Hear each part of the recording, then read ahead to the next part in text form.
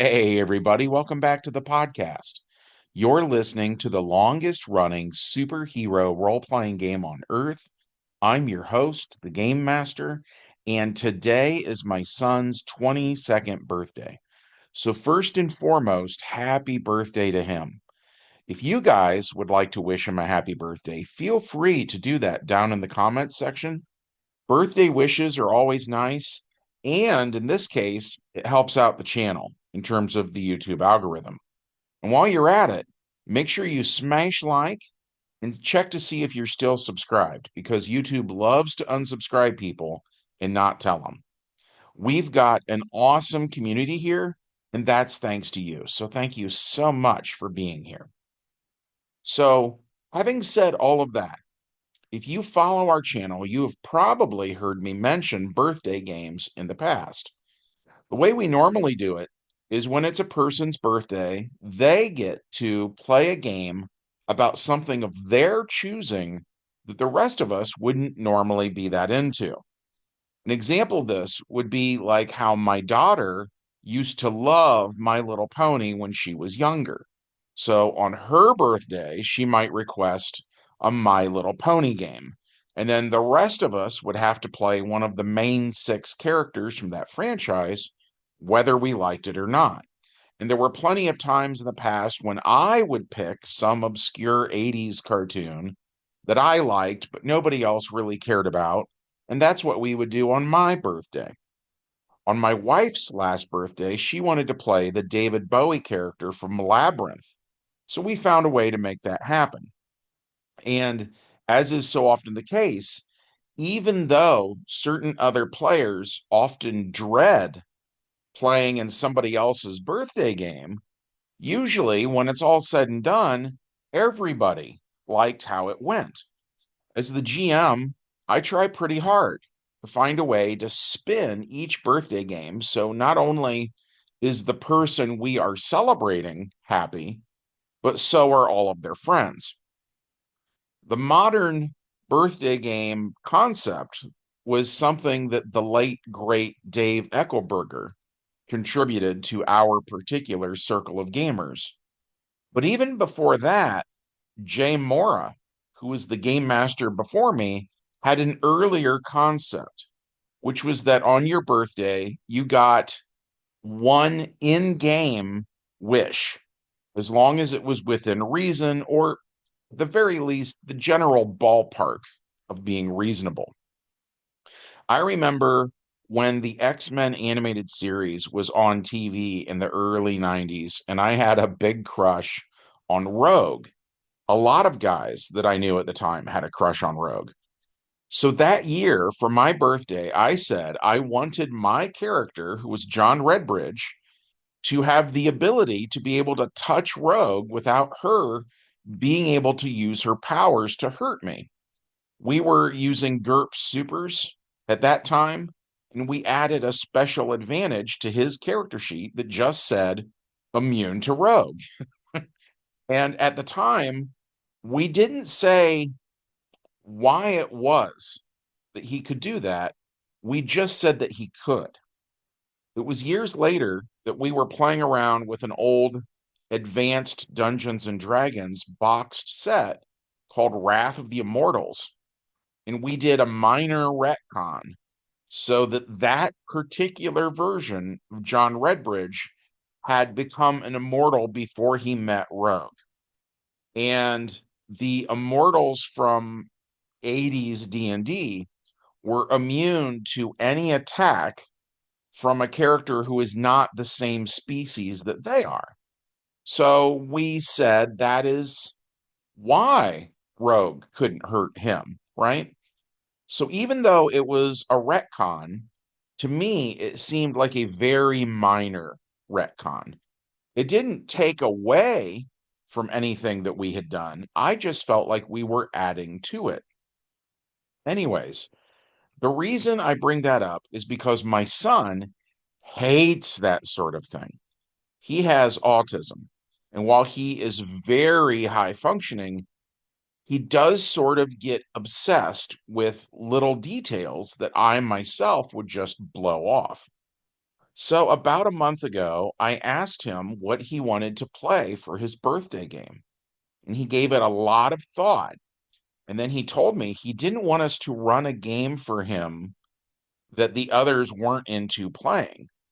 Instead, he wanted a wish in the way that Jay Mora used to do it, which I thought was interesting. We hadn't done that for years. So I asked him what he wanted, and he said he hated the entire concept of a retcon. Whether it's good or bad didn't matter to him. He was basically just super OCD about our continuity. And like I've mentioned before, we use characters like the Scarlet Witch with her reality manipulation powers to create these little sort of Mandela effects. And one reason that we do that is because I have in real life a brain tumor that makes me very forgetful. So we use these little glitches in our timeline as a way of hand waving my forgetfulness and the mistakes that I sometimes make as the game master. Well, so my son was really bothered by this, and he's been very vocal about it for years now, right? So his wish was to undo every retcon, whether it was good or bad. So I asked him, how would that even work, though? Right? That, first of all, I myself can't remember every retcon, right? I mean, that was the whole point, right? We were having retcons before I'm forgetful.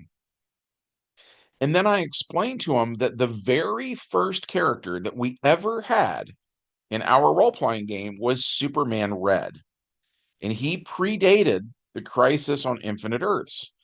So he was made in that era when Kryptonians could fly faster than the speed of light, and it would allow the normal, Clark Kent Superman to fly back and forth to the Legion of Superheroes era, which back then was the 30th century.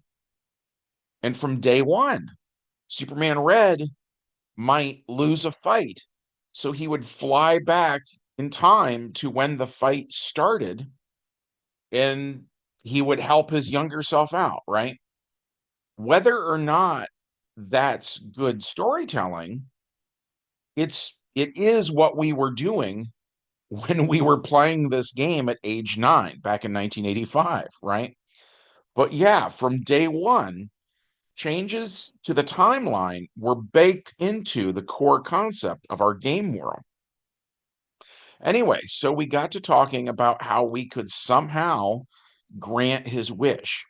And the recent games were all a lead up to that. We realized that Mr. Nobody from the Doom Patrol TV series would have the ability to bring back things that no longer exist, including old continuities, plural. So it's not that we are replacing the current version of the game world, it's that we are adding to it.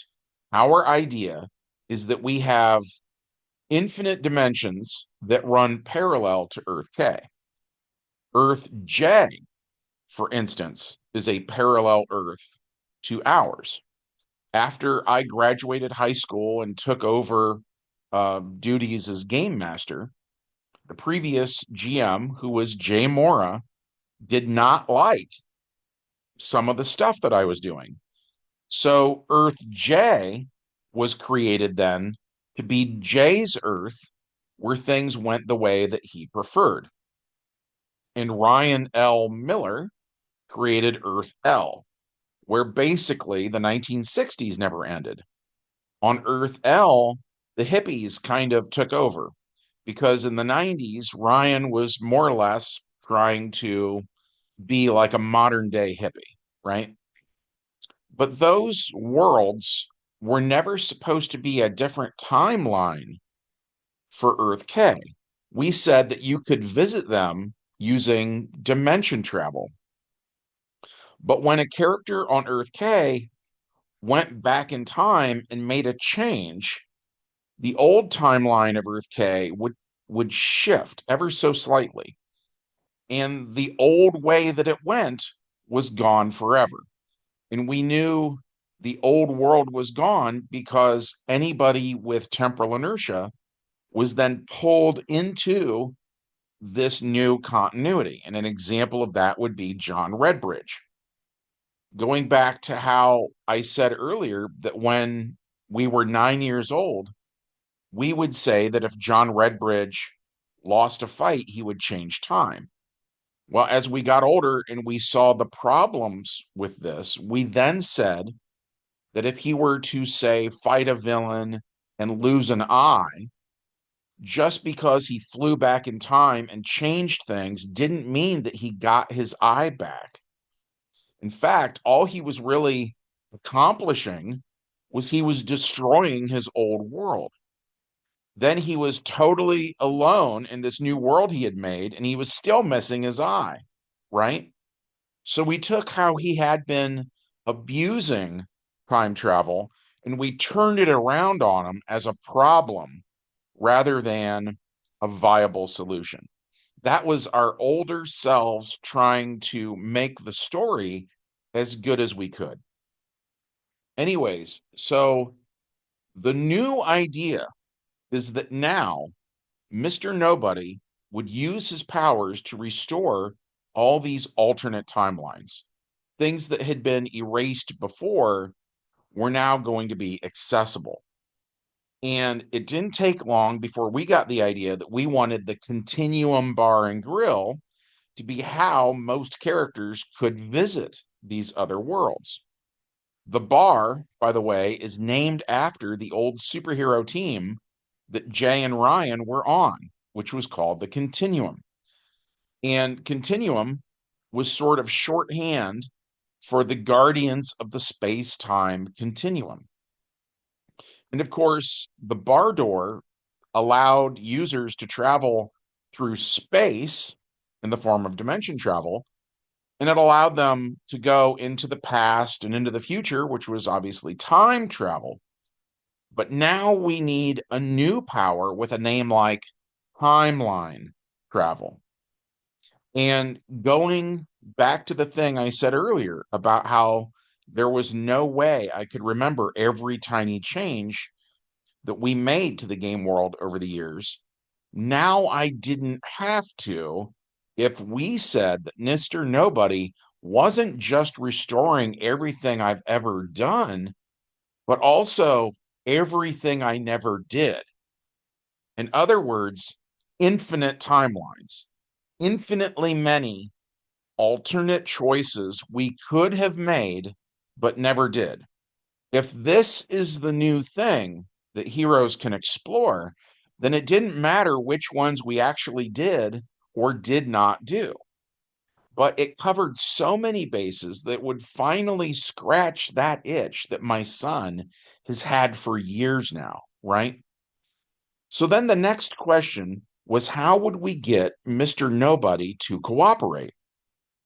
At first, we thought that we could go to the negative dimension where the good guys are bad guys and vice versa. And maybe Mr. Nobody would have a heroic counterpart there who would be willing to help us. We even came up with an idea that he would be named Mr. Somebody, and that if our Mr. Nobody was missing half of his pieces, then the counterpart would be made out of those pieces instead. But then we were looking at which pieces those would be, and I guess that we thought there wouldn't be enough chunks to even work with. So we ended up abandoning that idea. And instead, we remembered an old character that Denise Kroninger used to play in the 1990s. Denise and I went to college together, and she was friends with a bunch of our players. And if we were playing a game, she wanted to hang out with us, but she wasn't really a fan of superheroes or comic books herself. So she didn't really want to go to the trouble of making a character sheet, but she still felt kind of left out. So, since a bunch of us were playing ourselves with powers, like me running Powerhouse as my GMPC at the time, or Kelson playing his Green Lantern character, we put Denise in the game. And we ripped off an old cartoon called Defenders of Dynatron City.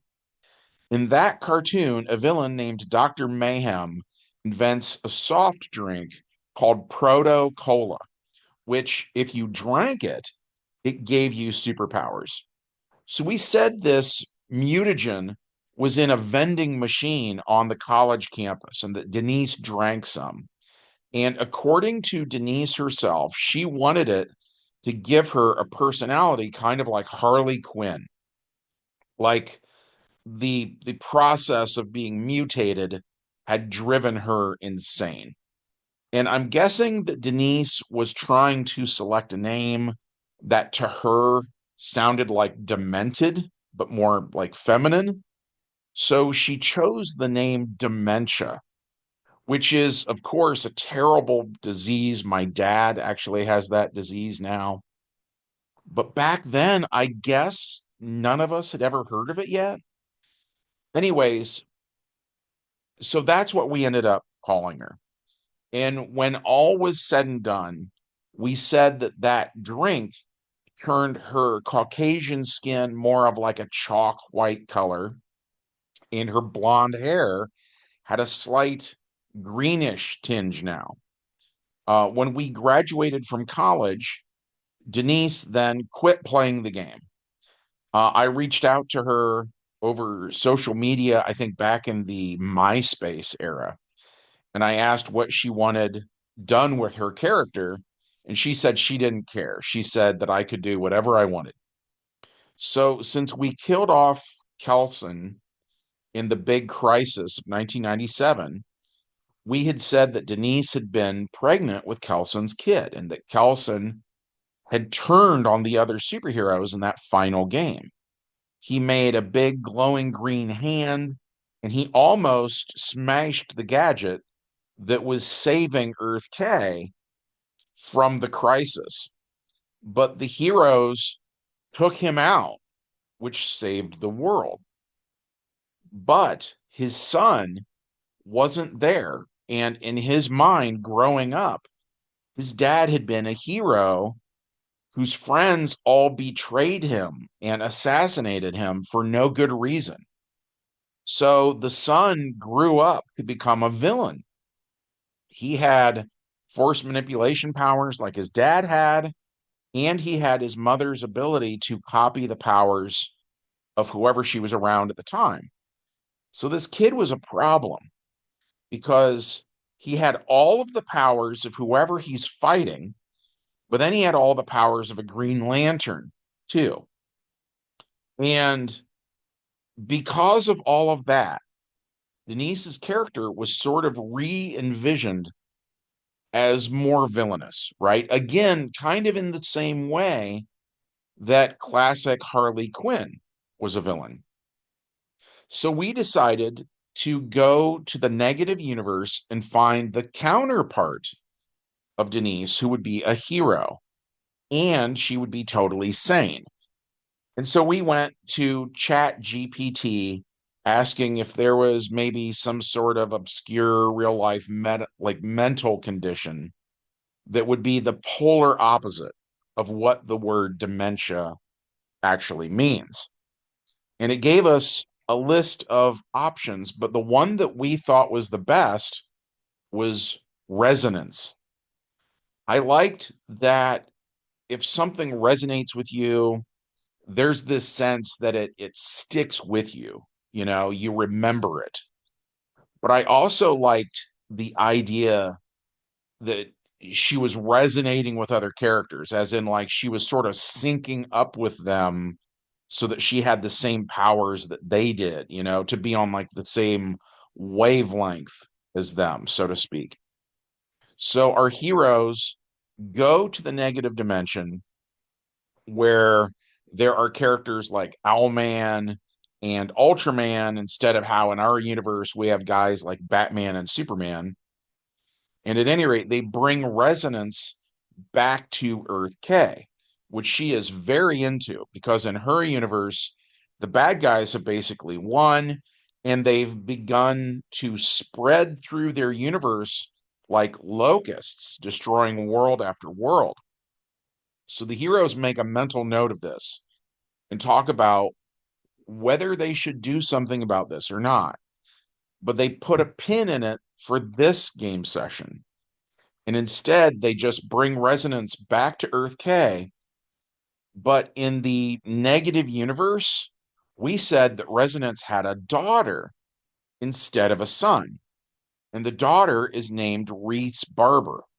And she has the same powers as her mother, as well as the powers of her father, who, interestingly enough, was a Red Lantern who turned on the other Red Lanterns to become a hero. So Reese has her dad's old Red Lantern power ring. And this actually caused a huge discussion then out of game because in DC Comics, the Green Lantern's counterpart in the antimatter universe is not called a Green Lantern. He's called just Power Ring, right? So this raised huge questions about where would the red ring have actually come from, right? What would its user actually be called? And would there even be an entire core of these guys, right? So in the end, we decided to just put a pin in it for now. And we kind of put Reese on the back burner for the moment. So instead, we focused on her mom, who, when Mr. Nobody showed up, she then had all of the same powers that he has. And for anyone who might not be familiar with him, in the comics, he knows he's a comic book character and he can actually become the writer of the comic. He can edit continuity and do everything a writer can do. Likewise, on the TV show, their take on is that Mr. Nobody is aware that he's on a TV show. So he breaks the fourth wall by speaking directly to the viewers. So that gives you a rough idea of the sort of insane levels of power that we are even talking about here, right? So as soon as he shows up, Resonance can do everything that he can do. So without missing a beat, she brings all the lost continuities back that we talked about earlier, which sort of shocks Mr. Nobody. So while he is talking about what has just happened, she deletes him. He's gone, right? Seemingly for good. But with him, that's arguable, right? But what does happen is as soon as he is gone, Resonance can no longer copy his powers. She only has the powers of someone who is in her vicinity. And this raised more questions because we said that she looked like a female version of him, where she was missing a bunch of her pieces, right? So then, if she didn't have his powers, which is sort of like the ability to survive when you're missing a bunch of your pieces, what does that imply, right? So then we had another big conversation about that. And in the end, we agreed that in terms of story, the most interesting thing that we could do would be for us to have her die, but have her daughter survive. We said that the daughter loved her mom, and so she would take up the name Resonance to honor her. That also kept us then from having to say what the Red Lanterns in the Negaverse are called. But, anyways, it then leaves us on a cliffhanger, which was basically how does Resonance feel about these strange heroes from another world who brought her mom here, promising, this better life, only for their request to kill her, right? Does she turn on the heroes? Which would, in a way, parallel what her dad did in both worlds, right? Anyways, we thought it was interesting, but we stopped here because we wanted to take a week off and soak this in and then take, you know, whatever path we take moving forwards, we wanted to do whatever we thought was the most interesting. Speaking of which, what would you do?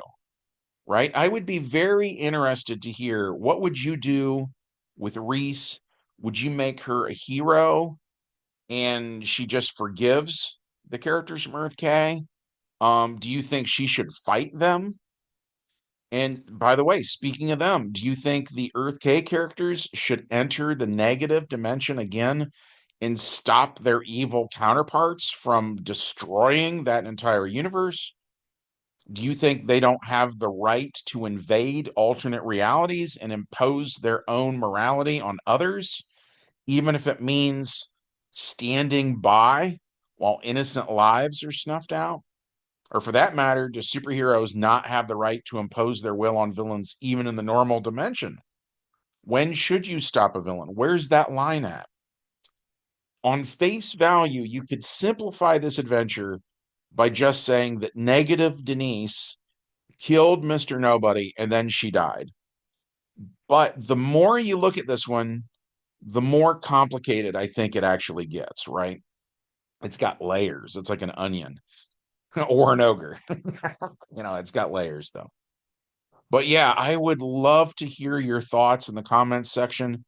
And of course, I would also love it if you chose to support our humble little channel by smashing like and making sure that you're subscribed. And from all of us at the longest running superhero role playing game on earth, to all of you, we hope you have a good one, and we'll see you in the next adventure. Bye.